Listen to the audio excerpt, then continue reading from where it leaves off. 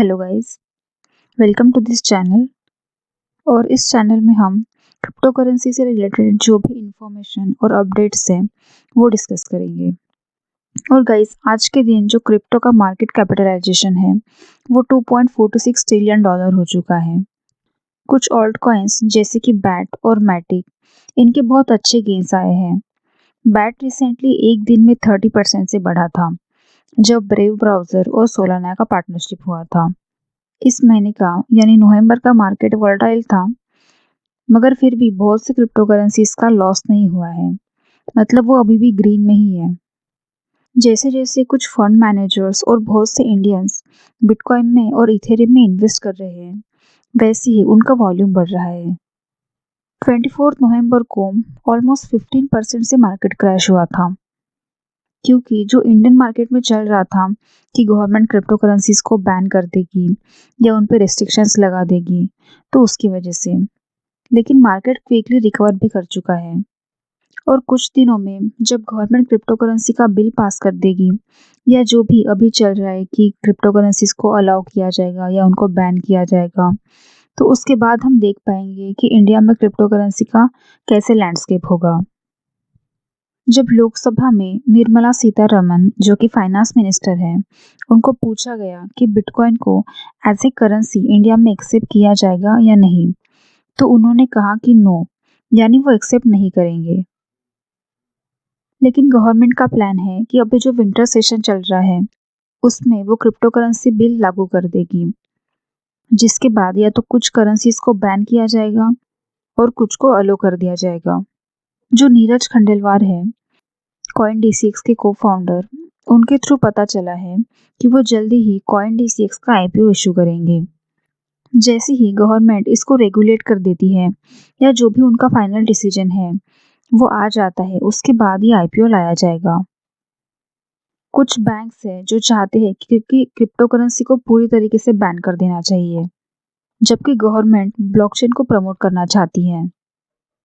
दोस्तों, जो सर्वे किया गया है इंडिया में कि क्रिप्टो करेंसी को लीगल करना चाहिए या नहीं, उसमें आधे लोग नहीं चाहते कि क्रिप्टो करेंसी लीगल हो। कॉइन स्टोर, जो कि एक सिंगापुर बेस्ड वर्चुअल करेंसी है, उनका ऑपरेशन अभी इंडिया में शुरू हो गया है। एक तरफ जहां गवर्नमेंट इन करेंसीज को बैन कर रही है, तो कुछ कंपनीज जैसे कि कॉइन स्टोर इंडिया में एक्सपांड करना चाहती है। कॉइन स्टोर के मैनेजमेंट के थ्रू पता चला कि उन्होंने अपनी ऐप और वेब प्लेटफॉर्म्स लॉन्च कर दिए हैं और उनके जो ब्रांचेस हैं वो न्यू दिल्ली, बैंगलोर और मुंबई में शुरू होंगे। उनके जो मार्केटिंग हेड हैं, उन्होंने बताया कि कॉइन स्टोर के जितने भी यूजर्स हैं उनमें 4 में से एक उतने यूजर्स इंडिया से हैं और इसलिए उन्हें इंडिया में एक्सपांड करने का सेंस लगा। कॉइन स्टोर ऑलमोस्ट 100 एम्प्लॉयज को रिक्रूट करने वाली है और वो $20 मिलियन मार्केटिंग में, डेवलपमेंट में और हायरिंग में खर्च करेगी।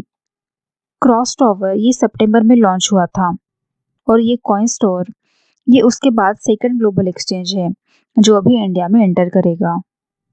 गाइस, बिटकॉइन का जो प्राइस है वो ऑलमोस्ट डबल हुआ है लास्ट ईयर से, जिसकी वजह से अभी और इंडियंस क्रिप्टो करेंसी में इन्वेस्ट कर रहे हैं।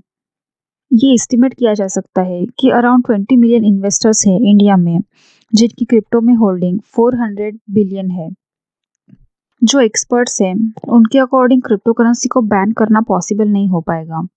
गवर्नमेंट इसके ट्रेडिंग को बैन कर सकता है या इसको as a medium of exchange जो यूज करते हैं उस पर बैन कर सकती है। लेकिन एक्सपर्ट्स कहते हैं कि क्रिप्टो करेंसी को पूरी तरीके से बैन करना पॉसिबल नहीं हो पाएगा।